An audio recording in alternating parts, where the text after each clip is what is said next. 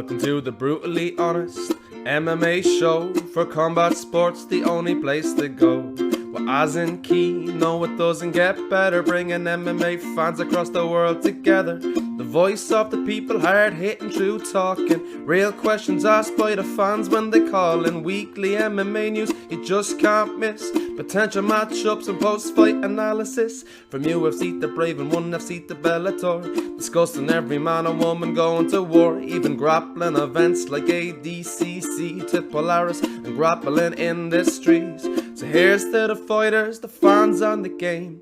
Here's to the blood, sweat and tears and the fame. And here's to Azz and Key, you ready to go on the Brutally Honest MMA show. So hi Dave, welcome to the Brutally Honest MMA show. I'm Az and this is my co-host Kieran Harper. We're going to be talking to Dave about his fight this weekend against Muhammad Mokaev. It's Celtic Gladiator this Sunday, kicking off at about 12 PM. It's on pay-per-view stream for $9.99. That can be bought on Celtic Gladiator's website. So firstly, can you tell everyone a little bit about yourself, Dave, and where you train and how you got into MMA? Yeah, well, I've been into MMA in terms of watching it since I was 12, 13 years old. Got introduced to it by watching the old UFCs, like everyone, 1, 2, 3, Gracie, you know. Got to big into Pride. Started martial arts training properly when I was about 17. Started MMA about 10 years ago now. I train at little gym, my own gym called Unit One MMA in D-side. And in fact, 3 of the lads from there are fighting on the show, which is why I got up for the fight, I think. Yeah. And I guess it's been an hard year for fighters and gyms across the country. What's it been like during the pandemic and the national lockdowns, training and running your gym? It's been really hard. I only started coaching this December. I had my pro fight against Jamie Kelly in December, and my idea was to start coaching after that.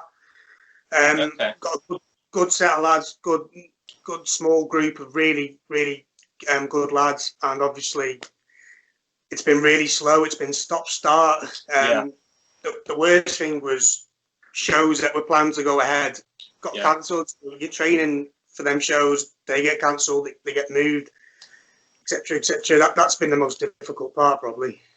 Yeah. Okay. Yeah. Hey up, Scrappy. I was just wondering where you got the from.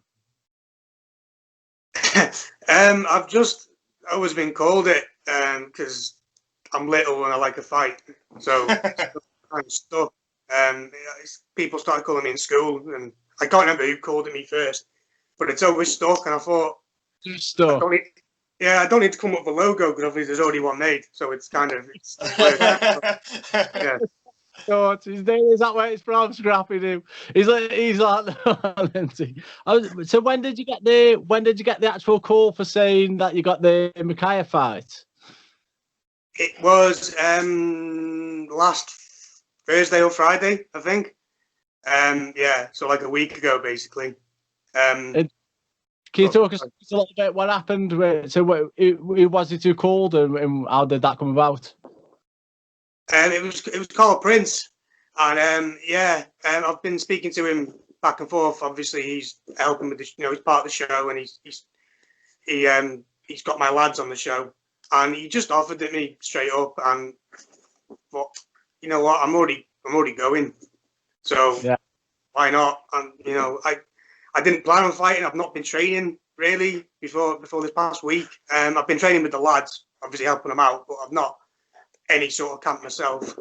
But I thought, you know what, I'm not going to get an opportunity to fight these really big fighters with, a lot of hype behind them again, really.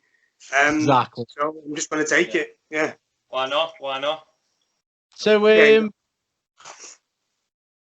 so do you feel the pressure more fighting like someone who's up and coming, or is it like the pressure's off because of that reason, like the expectations and stuff? Are you just taking it in your stride and then going at it like that? Yeah, I put a lot of pressure on myself in my last fight against Jamie Kelly because I only planned to have one pro fight, and I thought if I can be 1-0, that's great, you know. So I put a lot of myself, I lost it, but you know, fair dues, he was a good fight, he was a good fighter. This one's kind of the opposite. Everyone expects me to lose. It's not. It makes no difference to me win or lose. I just want to try my best. Yeah, that's good. What can I just ask again, Scrappy? What's your walk around weight? Normally about 65 kilograms, but with this lockdown, I probably crept up to nearly 68. So have you struggled for this week? Then are you fighting at bantam? It's 64 catch. Yeah. So yeah. You haven't had to lose that much weight then for this fight. Not that much weight. Yeah. It's a couple of years. I'm looking good weight wise.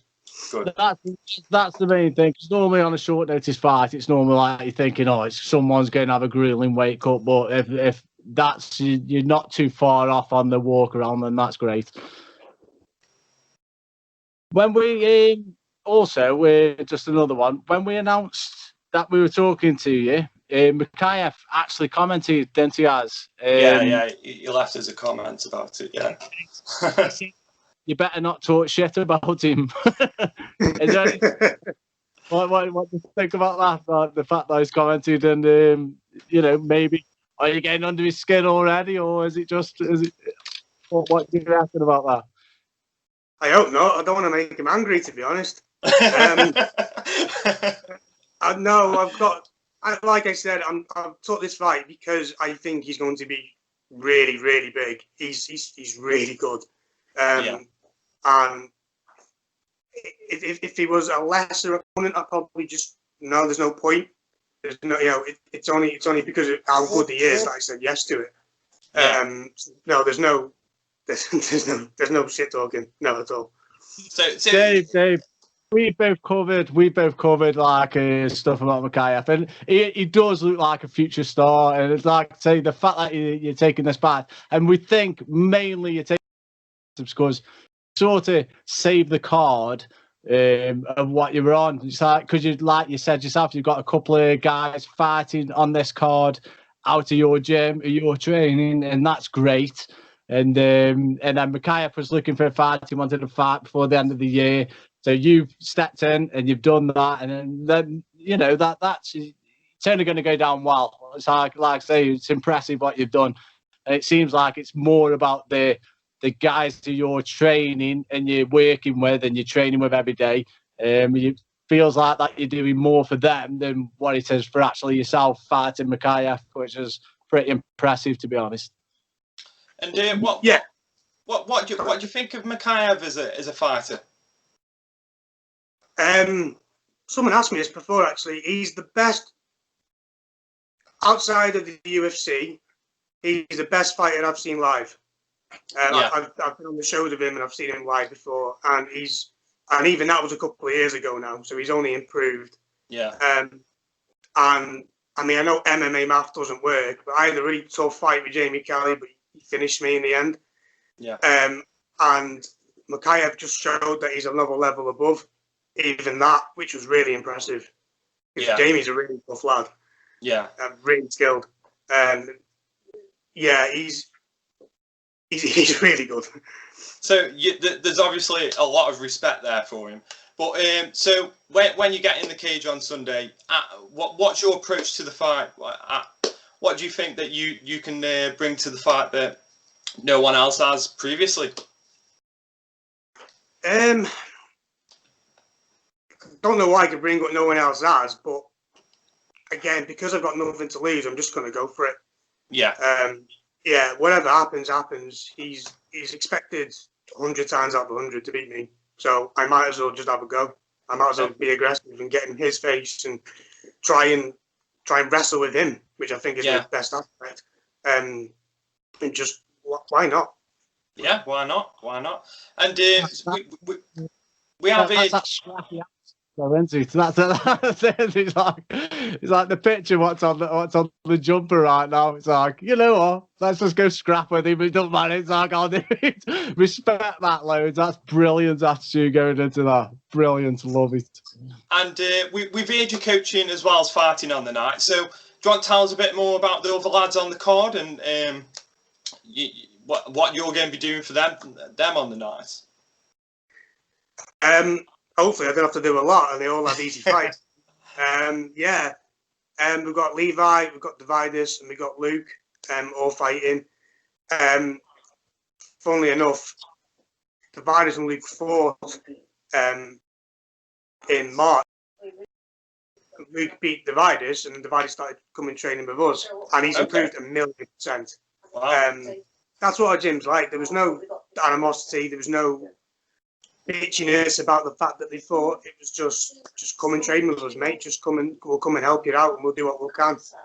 And hopefully, like I said, they all have easy fights, and it's all over in a few seconds. I don't have to do anything. That would be the ideal scenario. Yeah, that's great. And finally, any last words for Mokaev and before we end the interview? I didn't shit talk. Yeah. Yeah. No, just look, mate, I'm gonna do everything I can to beat him. I'm not expected to. The odds are against me. But after this fight, I'll be cheering for him to go on to the UFC and do great things, which I'm sure he will, or any top organisation. There's nothing just but respect. Brilliant. And I think we'll wrap us up there. Very respectful guy, Scrappy. You know, that's it's a humbling interview, and really appreciate you taking the time out for so close to the fight for talk to us as well. So appreciate that. Thank you. Yeah, thanks for joining us, Dave. And all the best on Sunday for you and all you.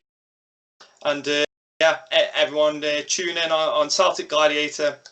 Pay-per-view kicks off at 12 p.m. and it's priced at $9.99. Right. Cheers, everyone. See you later. Thank you. Thanks, Dave. Bye. See you, mate. Bye-bye.